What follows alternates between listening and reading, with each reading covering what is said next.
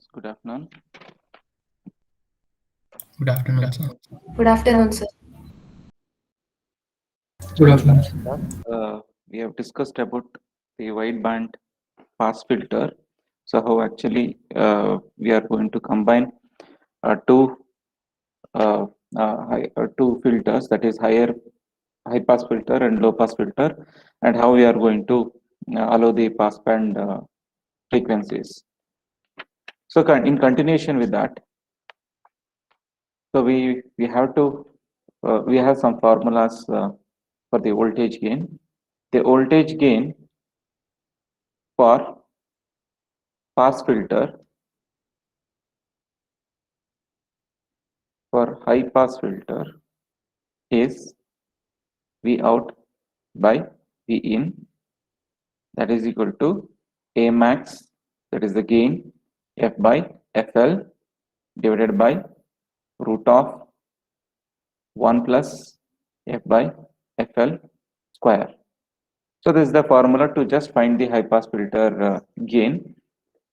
And in the same way, for low pass filter, we have V out by V in, which is the gain of the overall filter, and A max 2, or you can take it as A max only, divided by root of 1 plus F by FH square. So this is the formula. You can take this as A max 1 and this as A max 2. So the overall gain is given by the product of A max 1 into A max 2, where A max 1 is the gain of the first filter, that is the high pass filter, and A max 2 is the gain of the low pass filter. So product of these two is going to give the overall gain of the pass band filter. And when you see the frequency response, you can see that the frequency response is like this. And when we take 3 dB downwards, then we'll be getting the lower cutoff frequency and higher cutoff frequency. So this is the pass band which we want to transmit, or which we want to allow by using this combination of lower cutoff low pass filter and high pass filter. This, you can see that the gain is wide, the pass band is wide. That's why it is called wide band pass filter. In this wide band pass filter, the Q factor or the quality factor will be less than 10. Whenever the quality factor of a given circuit is less than 10, then that circuit is going to work as pass band pass band filter, wide band pass filter, because in pass band filter only we are having two types, wide band and narrow band. Narrow band, it will be too narrow. The pass band will be too much narrow. We'll be having, that's why it is called narrow band pass filter. This is wide band pass filter. For narrow band pass filter, the quality factor will be greater than 10. Whenever the quality factor is greater than 10, then it is going to act as narrow band. Otherwise, it is going to act as pass band filter. In the same way, instead of having two circuits like this, as we just now discussed even in the last class, having cascading two stages, that is, one is low pass and another one is high pass, we can have a single stage band pass filter also. Single stage band pass filter. In the single stage band pass filter, what happens is, instead of using two op amps or two filters, we'll be using a single op amp, and it will be having combination of both, where you'll have a resistor as well as a capacitor,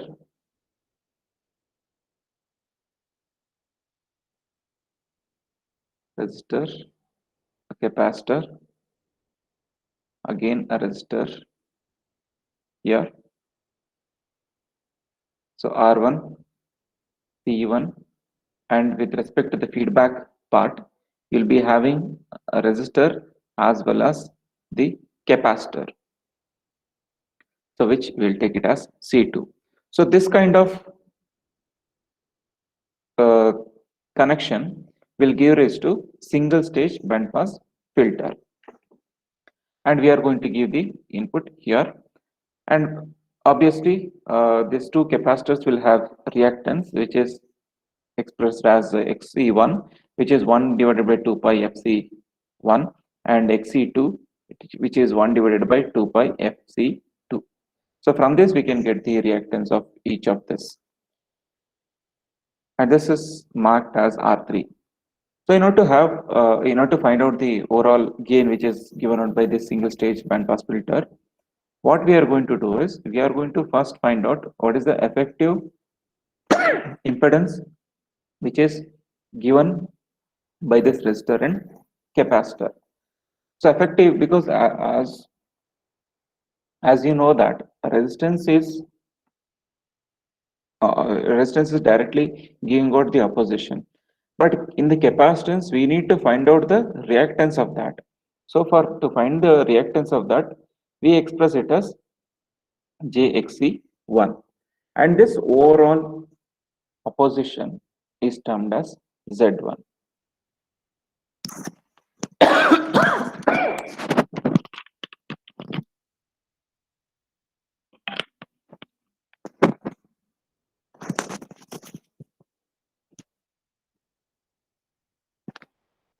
So we will simply call it as Z1, and since the capacitor is going, as we know that it is going to act as a short circuit for the higher frequencies, we can simply ignore the capacitive reactances also.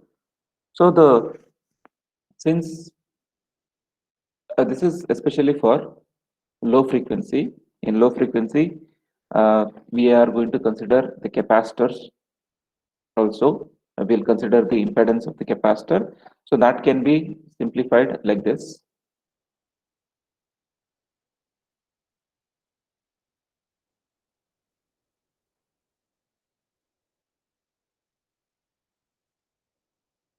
R2, R3.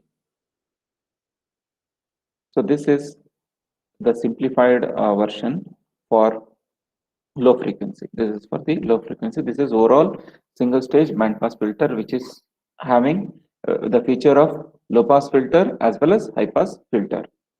Now, if you want to write it for purely for high frequencies, suppose you want to work this filter, so you want this filter to work for band pass filter for higher frequencies only. Then, as you know, at higher frequencies, obviously the capacitor is going to act like short circuit, because when the frequency is increasing, the reactance of the capacitor decreases. So the reactance which is offered by the resistance is going to be negligible. That's why we ignore that capacitor, and we can rewrite the circuit for higher frequency band pass filter like this. And in the feedback network, it will be as it is. It will be having anyhow these two are connected in parallel. They are connected parallelly. So obviously this will be R2 parallel JXC1 minus plus, and this is the resistance we are having R3. This is V0. I repeat it again. This is for the higher frequency, and here for higher frequencies, as you can see that Xc is inversely proportional to F. That means frequency and reactance are inversely proportional to each other. When frequency is higher, automatically reactance decreases. So for higher frequencies, we can just ignore the capacitor value, and it, because since it is going to act like short circuit, the opposition which is offered by the capacitor will be negligible. So we just write it as a short circuit. Okay, but here, since at the low frequency the reactance will be high, we will be considering the JXE. And you might get one more question. Then why you have not taken the the resistance value across this? Sorry, the capacitor reactance value across this. Say since we are dealing with low frequency, and here this capacitor is connected in parallel with respect to R2. During that time, any doubt? Okay. During that time, for the current, for the signal, low frequency signal, this R2 will be the least resistance path compared to the capacitor, because capacitor will be offering highest reactance for low frequency.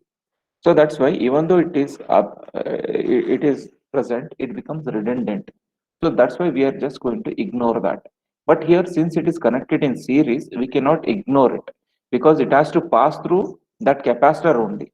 That's why we are going to consider that uh, that capacitor.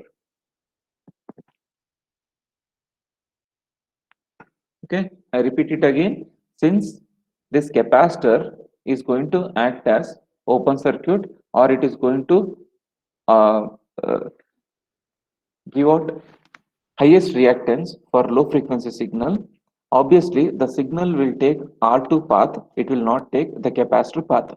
That's why this capacitor is ignored. The capacitor becomes redundant. So that's why we are not rating that capacitor in low frequency band pass filter circuit. But in high frequency band pass filter, since this capacitor is offering least resistance path, and again it cannot, since it is parallelly connected, we'll just take the parallel combination of that. And this is, we call it as Z1, which is going to give the effective resistance which is offered by the resistance and the reactance of the capacitor. Okay. Now after this, we need to find out the gain individually. So to find the gain AV, so this is for low frequency band pass filter. This is for high frequency band pass filter. Now, whenever we take the gain, how you'll take the gain? First of all, what kind of op amp it is?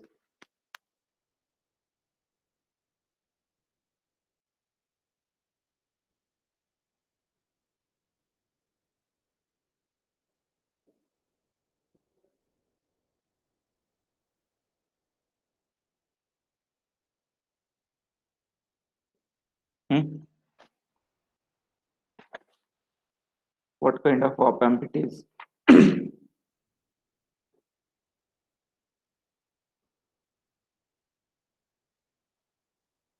Just tell me what kind of op amp it is.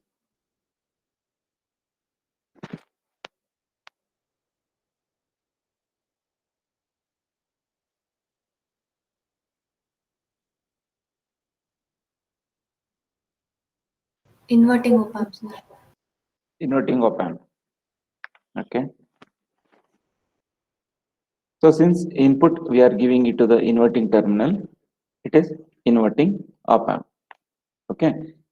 But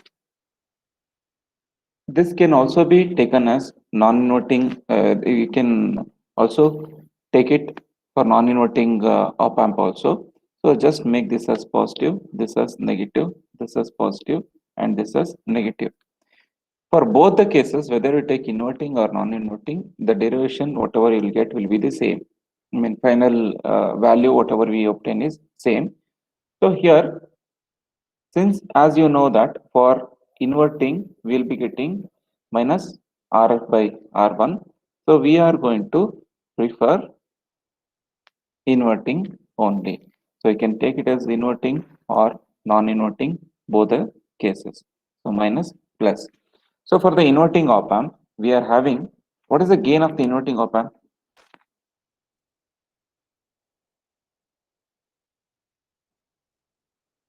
What is the gain of inverting op amp?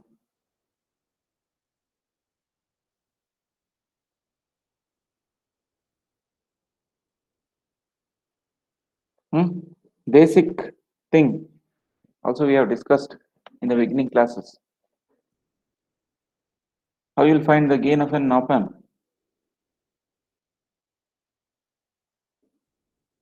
This resistance divided by this will give you the gain.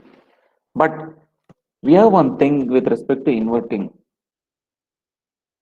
What is that? Can I write R2 by Z1 directly? Or do you have anything that needs to be included along with R2 by Z1?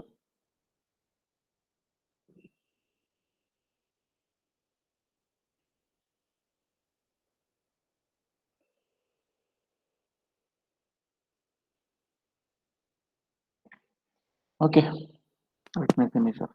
R2 by Z1. This is the modulus we will take because it is R2 by minus R2 by Z1. So since the negative sign is there for inverting term, since it is inverting terminal and inverting op amp, the negative sign is included. So in order to ignore that, we'll be taking minus sign.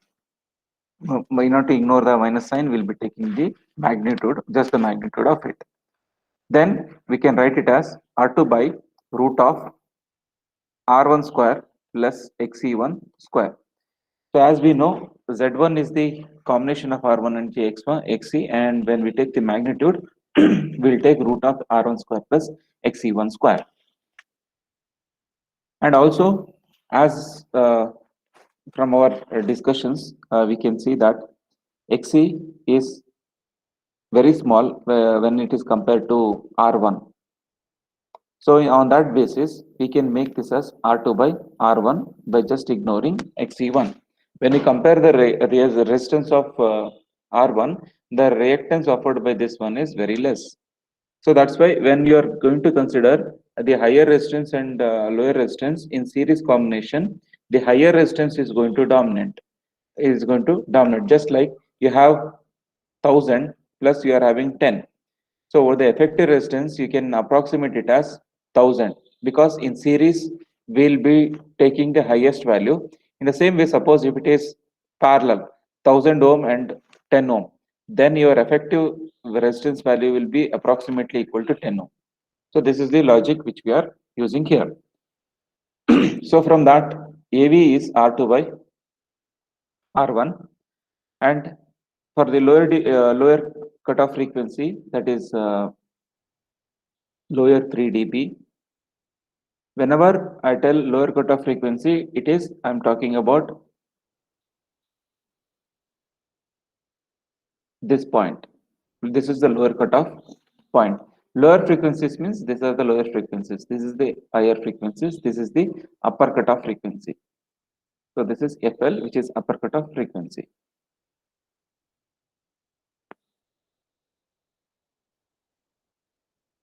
So lower 3 dB, then we take XE1 is equal to R1, and as we know, XE1 is equal to 1 divided by 2 pi FL C1 is equal to R1. Whenever you consider the lower cutoff frequency during that time, the value of XE1 is considered to be equal to value of R1. XE1 and R1 becomes equal at lower cutoff point. That's why we have taken this. So, and this condition holds good only under lower 3 dB point. That is at lower cutoff point. So from this we can find out R1. In the same way, we can derive the equation for the higher cutoff frequency where we write AV is equal to Z2 by R1 because okay, you can take Z2 or Z1. If you have taken, since we have taken Z1, we'll take it as Z1 only.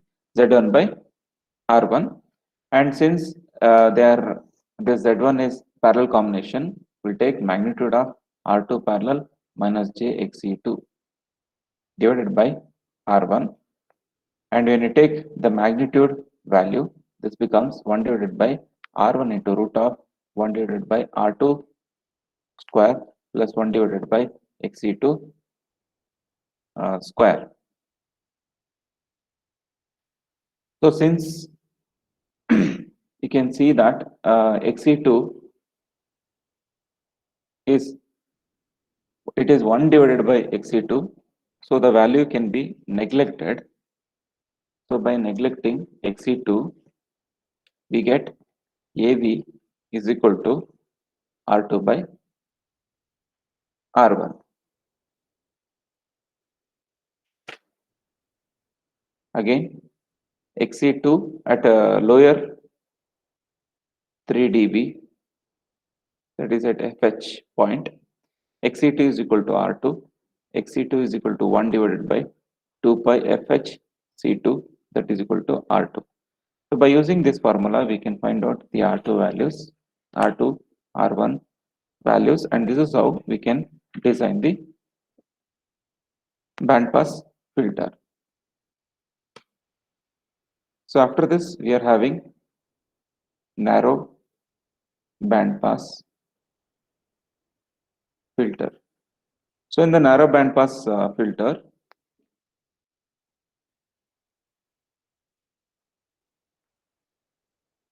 it almost looks like the same like the wideband pass filter, but the only changes we have one resistor here which is considered as R4. We have one more capacitor here which is considered as C2, and this one is R1, this is C1, and this is where we are keeping, this is V0, and R3, R2.